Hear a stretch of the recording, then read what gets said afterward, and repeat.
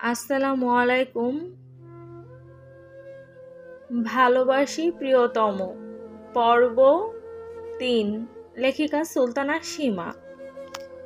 কুয়াশার চাদরে মোড়ানো শীতের সকাল, চারদিকে শীতল বাতাস বইছে। কাঁচা রাস্তায় খালি পায়ে হেঁটে যাচ্ছে সাদা শাড়ি পরিহিতা অরিন। গায়ে কোনো শাল বা সোয়েটার নেই, শাড়ির আঁচলটা গায়ে পেঁচিয়ে হাত কাঁচুমাচু করে রাখছে। শীতল বাতাসের ছোঁয়ায় কাঁপছে সে, আর মনে মনে বকে যাচ্ছে তাদের পাশের ঘরের বৃদ্ধা মহিলাকে। অসুস্থ হলেই খাটে শুয়ে শুয়ে অরিন, ডাক্তার ডেকে নিয়ে আয় বইন, অরিন ওষুধ নিয়ে আয় বইন বলে ঘ্যান ঘ্যান করেন। যা শুনে অরিন হাত পা গুটিয়ে থাকতে পারে না। মহিলাটার নাম আমিরুন নেসা। আপন বলতে কেউ নেই ওনার। এক ছেলে ছিল, ডাক্তার বাড়িতে কাজ করত। কিছুদিন আগে মারা গেছেন নাকি মারা হয়েছে সেটা অবশ্য কেউ জানে না। দুদিন নিখোঁজ থাকার পরে একদিন সকালে ওনার বাড়ির পাশে ওনার মৃতদেহ পাওয়া গিয়েছিল। পুলিশ এসেছিল তদন্ত করে, কোনো তথ্য না পেয়ে বিষয়টা ছেড়ে দেয়। ছেড়ে নাকি কেউ টাকা দিয়ে চাপা দিয়েছে কে জানে। আজ আমিরুন নেসা খুব অসুস্থ। রাতে হঠাৎ করে ওনার শরীর খারাপ হয়ে গেছে, গা ঝাঁকিয়ে জ্বর এসেছে। ওনার জন্যই সকালবেলা ডাক্তার বাড়ির উদ্দেশ্যে বেরিয়েছে সে। প্রতিবারই ওনার জন্য অরিনকে এভাবে ছুটতে হয়। অরিনের সৎ মা জহুরা বেগম এ নিয়ে তাকে অনেকবার বকাঝকা করেছেন, কিন্তু অরিন এসবে কান দেয় না। ওনার অভ্যাসই এমন। অরিনকে আদর করেন ঠিকই, কিন্তু অরিনকে কারো সাথে মিশতে দেন না। কেন দেন না সেটা জানা নেই তার।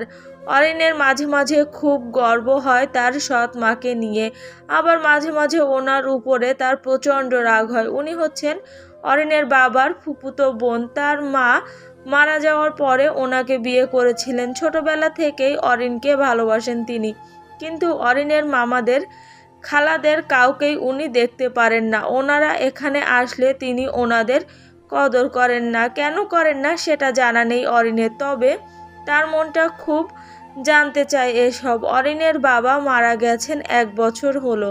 তার বাবা মারা যাওয়ার পরে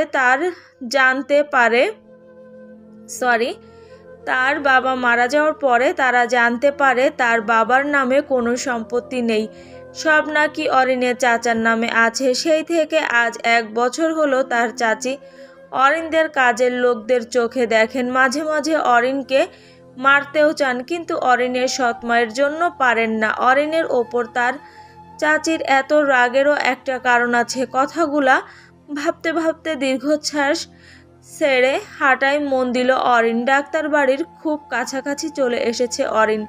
এই বাড়িকে ডাক্তার বাড়ি বলা হয় কারণ যখন মানুষের লেখাপড়ার হার খুব কম ছিল, রাস্তাঘাটের অবস্থা খুব খারাপ ছিল, চিকিৎসার জন্য দূর দূরান্তে যেতে হতো, তখন এই বাড়ির মালিক ছিলেন ডাক্তার। বিনামূল্যে গ্রামের মানুষের চিকিৎসা করতেন। শহরে লেখাপড়া করে ওনার ছেলেও ডাক্তার হয়। এখন ওনার নাতি মেডিকেল কলেজে পড়ছে। গ্রামের মানুষদের টুকটাক চিকিৎসা সে করে, তবে কারও থেকে টাকা নেয় না। এসব থেকেই তাদের বাড়িটা উপাধি পেয়েছে ডাক্তার বাড়ি। বাড়ির দিকে তাকিয়ে হাঁটতে হাঁটতে হঠাৎ অরিনের পা পিছলে যায়। গাছের একটা ডাল ধরে আটকায় নিজেকে।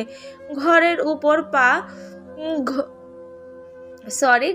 উপর পা ঘষে পায়ে লেগে যাওয়া কাদা ছাড়াতে গ্রামের চেয়ারম্যান মেম্বারকে বলতে লাগে, এইটুকু রাস্তা কাঁচা, এটা পাকা করে রাখলে কি এমন হয়? এই গ্রামটার নাম তমালপুর। অরিন এই গ্রামেরই মেয়ে। নিজের গ্রাম নিয়ে খুব একটা গর্ব হয় না তার। হাঁটতে হাঁটতে ডাক্তার বাড়ি এসে গেল অরিন। দোতলার একটা বাড়ি। বাড়ির চারদিকে ফুল ফল কত রকমের গাছ। উঠোনটাও অনেক বড়। গেট খুলে ভেতরে ঢুকে দেখলো বাড়ির বড় বউ উঠোনে চেয়ারে বসে বসে বই পড়ছেন। ছোট একটা টেবিল, 4টে চেয়ার, টেবিলের উপর চায়ের কাপ রাখা। এই বাড়ির গেটের ভেতর ঢুকলে অরিনের মনে হয় সে শহরে আছে, কোনো বড়সড় প্রাসাদের ভিতর আছে। ধীর পায়ে এগিয়ে গিয়ে মহিলার সামনে দাঁড়িয়ে সালাম দিল। শায়লা বেগম বই থেকে মুখ তুলে তাকালেন। অরিনকে দেখে আবার বইয়ের দিকে তাকিয়ে পৃষ্ঠা উল্টাতে উল্টাতে বললেন, কোনো দরকারে এসেছো? অরিন মনে মনে হাসলো। মানুষ একটু বড়লোক হলেই গরিবদের মানুষ বলে মনে করে না। সালামের উত্তরটাও তিনি দেননি। আর গরিবরা তো ধনীদের কাছে দরকার ছাড়া আসবে না। ধনীদের বাড়িতে ঘুরতে আসার কপাল নাই তাদের। শায়লা বেগম আবার বললেন, কি ব্যাপার, কিছু বলছো না যে? চাচি, শাওন ভাইয়া বাড়িতে আছেন কেন? দাদি অসুস্থ, মানে আলাউদ্দিন চাচার মা। তুমি দাঁড়াও, আমি পাঠিয়ে দিচ্ছি বলেই হাতে বই আর চায়ের কাপটা নিয়ে চলে গেলেন তিনি। অরিন দাঁড়িয়ে থাকলো। বড়ই গাছে ছোট ছোট বড়ই ধরেছে, যতটা পাতা ততটাই বড়ই। চারদিকে শুধু ফল আর ফলের গাছ। মাথা ঘুরিয়ে ঘুরিয়ে গাছ দেখে যাচ্ছিল অরিন। তখন শাওন বেরিয়ে আসলো সদর দরজা থেকে। সাথে একটা ছেলে, লম্বা ফর্সা, নিয়ে বেশ সুন্দর দেখতে। গলায় ঝুলানো একটা ক্যামেরা। তবে দেখে মনে হচ্ছে ছেলেটা এই গ্রামের না। অরিনের কাছে খুব চেনা চেনা লাগছে। ছেলেটাকে কোথায় যেন দেখেছে। শাওন অরিনের পাশে এসে দাঁড়িয়ে বলল, কি ব্যাপার অরিন, কেমন আছো? জি ভাইয়া, আলহামদুলিল্লাহ ভালো। কোনো সমস্যা? জি, দাদি আবার অসুস্থ হয়ে গেছেন, আপনি যদি আসতেন। কি হয়েছে? খুব জ্বর। আচ্ছা তুমি দাঁড়াও, আমি সব কিছু নিয়ে আসছি। শাওন চলে গেল ভেতরে। শাওনের পাশে থাকা ছেলেটা একবারও অরিনের দিকে তাকায়নি। সে তার ক্যামেরা নিয়েই ব্যস্ত। গাছে 2টা কাক বসেছে, এগুলার ছবি তোলার জন্য ছেলেটা হাঁটু গেড়ে বসলো। অরিনের হাসি পাচ্ছে ছেলেটার এমন কাণ্ডে। কাকের মতো বিরক্তিকর একটা পাখির ছবি তুলতে এত কষ্ট করছে। অরিন ছেলেটাকে খুঁটিয়ে খুঁটিয়ে দেখিতে লাগিল। নীল রঙের একটা জ্যাকেট পরেছে, সাথে কালো রঙের জিন্স, হাতে কালো একটা ঘড়ি। জ্যাকেটের হাত একটু তুলে রাখছে বলে ঘড়িটা দেখা যাচ্ছে। ফর্সা হাতে ঘড়িটা আগলে আছে। সামনের 2-3 গুচ্ছ চুল ব্রাউন কালার, সরু নাক, মুখে খোঁচা খোঁচা দাড়ি। অরিন চোখ ফিরিয়ে নিল। এই ছেলেটাকে কোথায় দেখেছে সে মনে করতে পারছে না। কোনো কিছু মনে করতে চেষ্টা করে মনে করতে না পারলে মাথা ভন ভন করে। অরিনেরও তাই হচ্ছে। অরিন ছেলেটার দিকে আবার তাকালো। ছেলেটা এবার অরিনের দিকে ঘুরে আছে, যার কারণে খুব ভালোভাবে দেখা যাচ্ছে তাকে। একটু তাকিয়ে থাকতে অরিনের চোখ বড় বড় হয়ে যায়। এটা তো সেই ছেলে যার সাথে 1 মাস আগে তার বিয়ে হয়েছিল। অরিনের মাথা ঘুরে উঠল। এই ছেলে এখানে কি করছে, তাও ডাক্তার বাড়িতে? অরিন শুকনো একটা ঢোক গিলল। ততক্ষণে শাওন চলে আসলো। শাওন এসে বলল, সরি, একটু দেরি হয়ে গেছে, চলো। শাওনের কথায় চমকে ওঠে অরিন। একটু অপ্রস্তুত হয়ে যায় সে। শাওন দিহানকে ডাক দিয়ে বলল, কিরে দিহান, যাবি আমার সাথে? দিহান ক্যামেরার দিকেই তাকিয়ে জবাব দিল, তুই কই যাবি? এই তো ওর সাথে ওদের বাড়িতে। দিহান এবার চোখ তুলে অরিনের দিকে তাকালো। এক পলক দেখে চোখ নামিয়ে সাথে সাথে আবার তাকালো। মুখের ভঙ্গিমা এমন যেন সে বড়সড় শক খেয়েছে। এভাবে তাকানোতে অরিনের একটু অস্বস্তি লাগছে। শাওন দিহানকে কিঞ্চিত ধমকের গলায় বলল, ওই দিহান। দিহান চোখ নামিয়ে নেয়। তাকে বিচলিত লাগছে। শাওন বলল, যাবি না নাকি? তুই যা, আমার ইচ্ছে করছে না। আমি পরে তোকে নিয়ে গ্রাম ঘুরবো। তাহলে চলে আয়, আসার সময় ঘুরে আসবো। ঠিক আছে চল। শাওন দিহান অরিনের সাথে চলল। অরিন আগে আগে হেঁটে যাচ্ছে। দিহান অরিনের যাওয়ার দিকে তাকিয়ে তাকিয়ে হাঁটছে। তার মাথায় একটা প্রশ্ন ঘুরছে, এই মেয়েটার সাথে তো তার বিয়ে হয়েছিল। এই জায়গায় এই মেয়ে কি করে? এটা কি তার স্বামীর বাড়ি নাকি বাপের বাড়ি? আর সাদা শাড়ি কেন? দিহানের আবার নিজের উপর রাগ হলো। বারবার এই সাদা কাপড় নিয়ে প্রশ্ন কেন আসে তার মাথায়? মনটা খারাপ হয়ে এলো তার। নিজেকে স্বাভাবিক করতে ছবি তোলায় মন দিল। চারদিক দেখছে আর ছবি তুলতে যাচ্ছে। রাস্তার ছবি তুলতে গিয়ে দিহানের ক্যামেরায় অরিনের পা ওঠে। শিশিরে ভিজে যাওয়া পাটা অসম্ভব সুন্দর লাগছে এই ঠান্ডার মাঝে। জুতা পায়ে নেই দেখে দিহান বলে ওঠে, হেই হোয়াইট শাড়ি, আপনার পায়ে জুতো নাই কেন?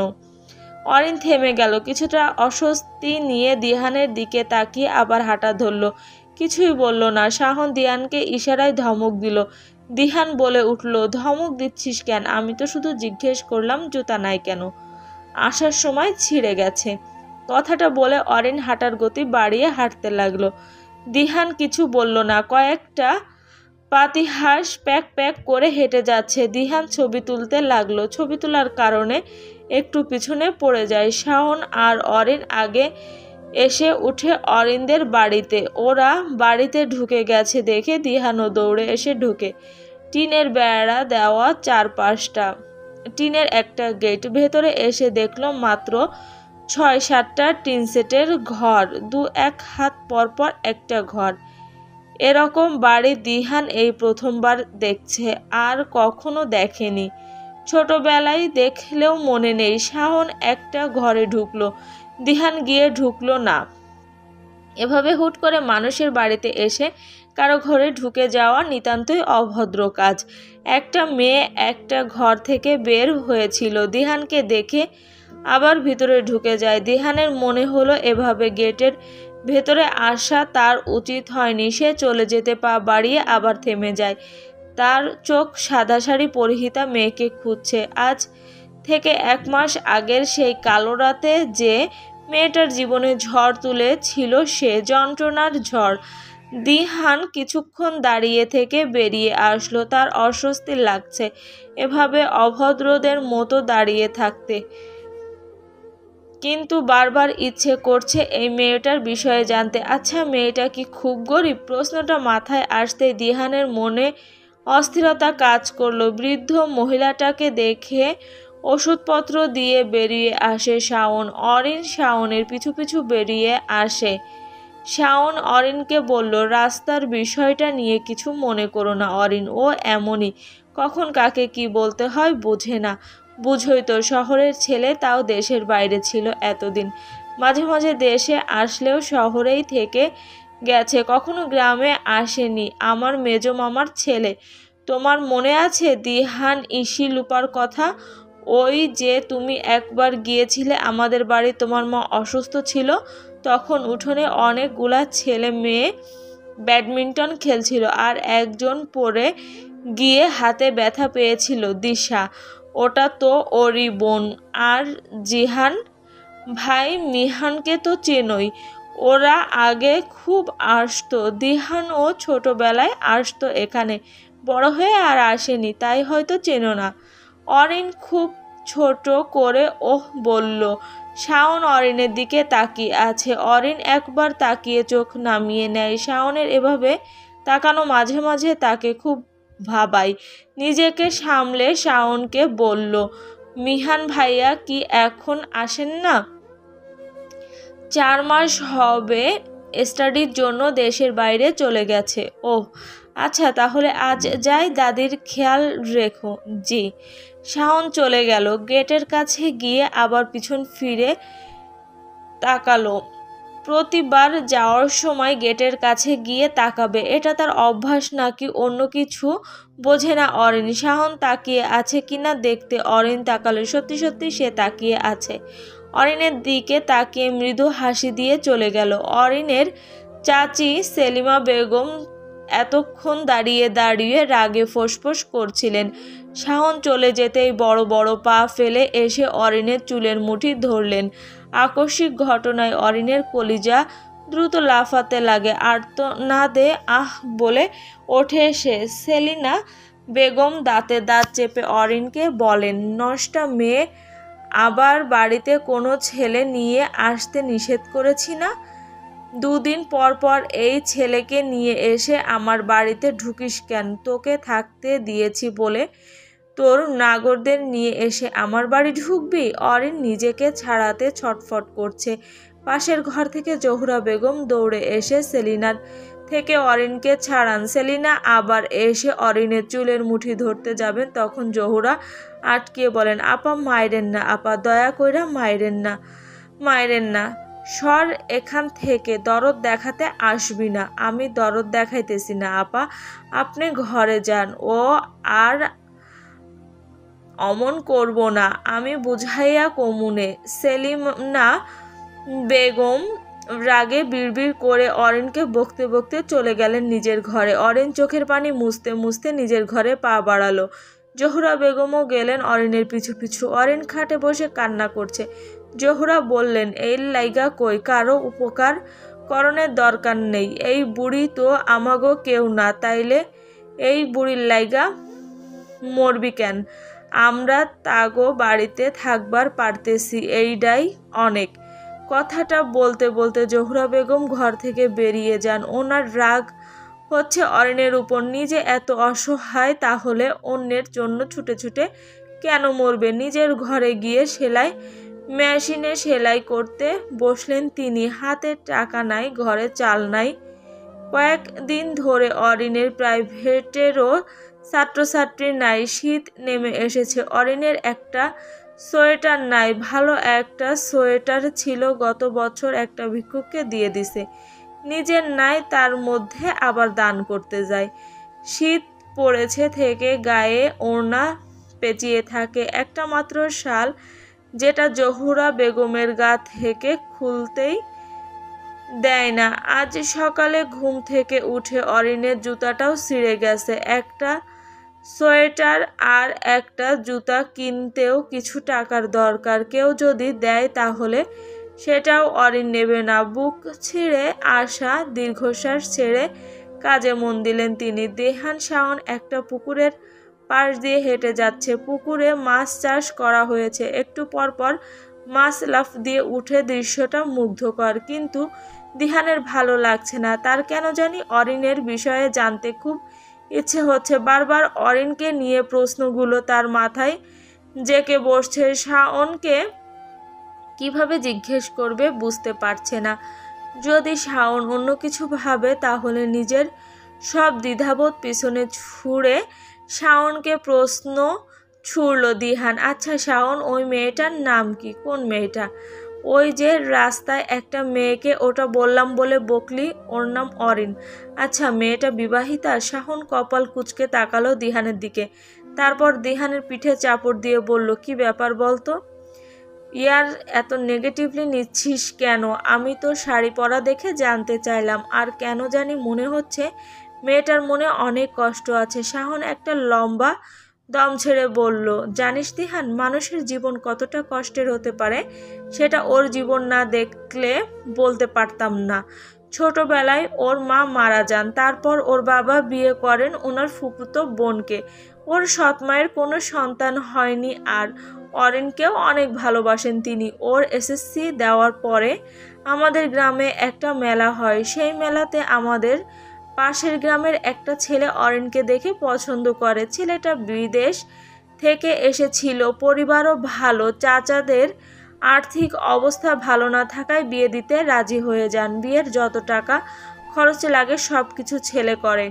চাচাদের টাকা খরচ করতে হয়নি। বিয়ের পরে ওর লেখাপড়া করাবে বলেও কথা দেয় ছেলেটা খুব ধুমধাম করে বিয়েটাও করে। বিয়ের দিন রাত 8টা থেকে ছেলেটার কোনো খোঁজ পাওয়া যায় না। ঘরের লোকজন বলে কে নাকি কল করে ডেকেছিল, সে আসছে বলে চলে যায়। খুঁজতে খুঁজতে রাত 3টায় আমাদের গ্রামের লাশ পাওয়া যায়। কেউ তাকে খুব নির্মমভাবে কুপিয়ে হত্যা করেছিল। নাকফুল খুলে নিতে হয় বাসর ঘরে।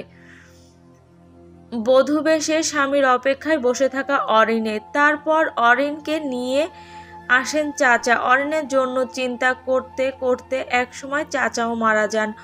অরিন আরও অসহায় হয়ে পড়ে। ওর চাচি ওদের ঠকিয়ে সব সম্পত্তি নিয়ে নেন। 1 বছর চলে যায়। অরিন লেখাপড়া করেনি, হয়তো নিজেকে সামলাতে তার 1 বছর লেগেছিল। তারপর হঠাৎ আবার লেখাপড়া স্টার্ট করে। আমাদের গ্রামের চেয়ারম্যান অরিনের লেখাপড়ার দায়িত্ব নিতে চান, এমনকি আমি নিজেও বলেছি একবার, কিন্তু অরিন কারো কাছ থেকে সাহায্য নিতে অনিচ্ছুক। চাচি টেইলারি করে অরিন গ্রামের বাচ্চাদের পড়ায়, এসবে কিছু টাকা পায়, সেই টাকা দিয়েই ওর লেখাপড়া আর সংসার চলবে। আমাদের গল্পটি যদি ভালো লেগে থাকে অবশ্যই একটি লাইক দিয়ে যাবেন এবং আমাদের এই গল্পের পরবর্তী পার্টগুলো দেখার জন্য আমাদের চ্যানেলটি সাবস্ক্রাইব করে বেল বাটনটি অন করে আমাদের সঙ্গেই থাকবেন এবং নিত্য নতুন ভালোবাসার গল্প পেতে আমাদের চ্যানেলটির সঙ্গেই থাকুন।